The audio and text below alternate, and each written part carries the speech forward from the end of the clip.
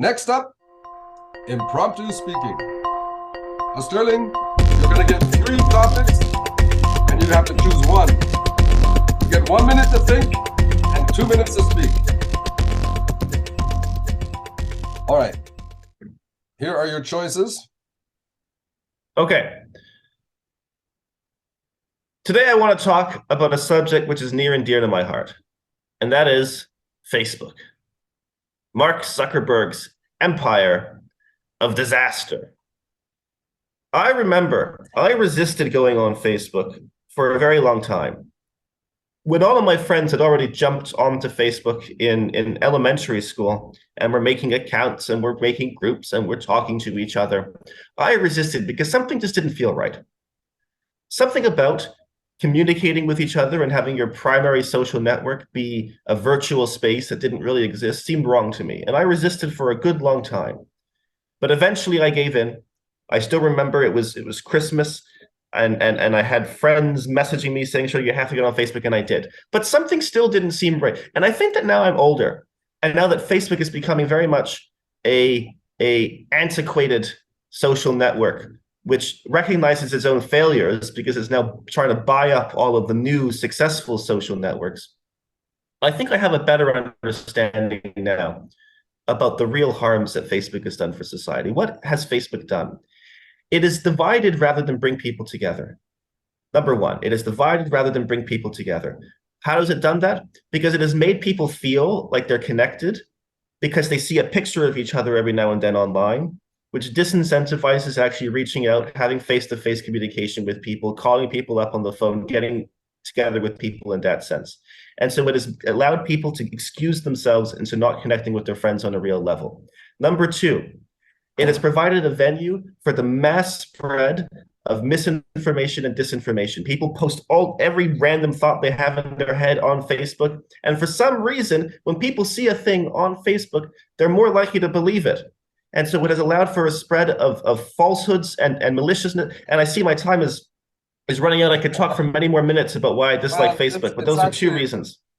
It's okay because we can continue the conversation now. I was shocked when Facebook first came out. I was actually slow to start. I think I joined only about 5 years ago.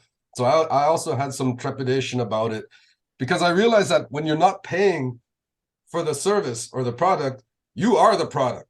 And so, what does Facebook get out of us using a service without paying? And so the only answer is our information.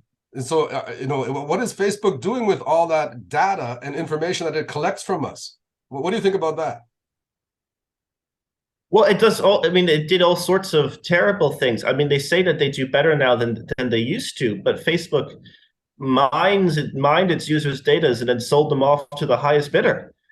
And some of those bidders did all sorts of nasty things. I mean, there was the Cambridge Analytica scandal, where Facebook was letting a company suck up all of its data and then try and use it in order to determine how people were voting and to determine how best to sell people products and to interfere with people's lives. I mean, and that is an important point you make about how the user is the product. And that is true. But Facebook, it doesn't really care about its users at the same time, even though the users are the product. I mean, Facebook was used in order to in the pogroms against the Rohingya in Myanmar. It was used as a forum to mark out and to organize violent groups and then to mark out the Rohingya, in order to commit acts of genocide against people. And Facebook didn't do anything about it for the longest time. So I guess Facebook is also the fact that the platform is being used for nefarious purposes is not really Facebook's fault or problem, because it's just by any social media platform could have been misused the same way. But the fact that they didn't do anything about it, or that they failed to kind of pull the levers of power, exercise the power that they have, that's the problem.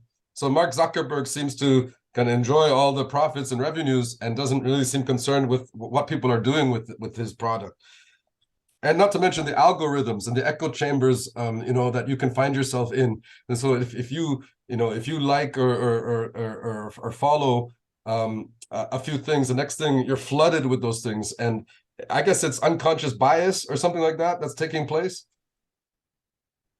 They don't give you messages you're not likely to agree with, because then you're not going to be happy with with Facebook. And so they only give you messages you do agree with, and that prevents you from understanding other perspectives and other points of view. So yes, it is. And that wouldn't happen if people met in person around a dinner table or around whatever and just talked about things, because then you would hear from your friends a variety of different perspectives, and then you're more likely to at least understand other people's worldviews. But that's not how.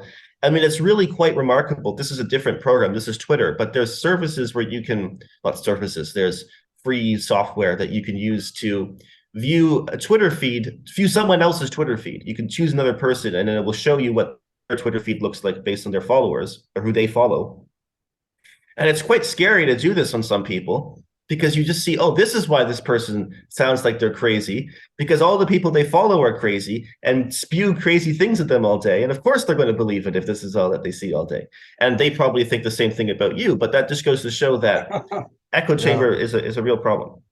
And I feel a bit ambivalent about it because on one hand, just like everybody else, I get a little rush or a little bit of excitement every time I go on Facebook and learn something about somebody that or that I know. But then I also get what they call Facebook fatigue, and I have to take a break from Facebook. It kind of hurts the soul. I don't know. It sometimes it makes me feel lonely or invalidated.